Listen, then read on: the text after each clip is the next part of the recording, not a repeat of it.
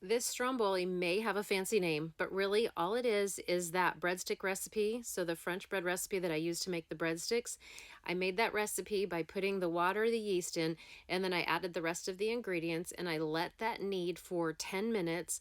Then I do put it into a greased bowl and let it rise for a half hour. But I just take that dough, I split it into 3 sections, and that's just because I didn't want a whole lot of dough around the meat. And then I roll it out enough to fit it onto a cookie sheet, put it on that cookie sheet, and then here I'm just going to layer it with marinara sauce, followed by 3 of my favorite Italian meats.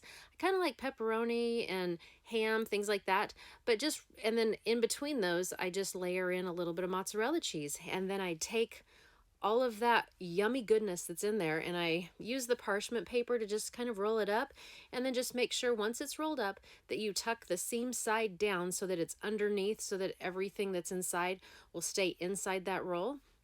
And then you brush it with butter and then sprinkle your favorite garlic bread seasoning on top of it. Bake it for about 25 minutes or until it's golden brown. And when you're done, pull it out, let it cool for about 10 minutes, and then just cut it into slices. And wow, this is such yummy goodness. It's not that difficult to make. And then you just dip it in that marinara sauce, and it just makes for a yummy, yummy dinner.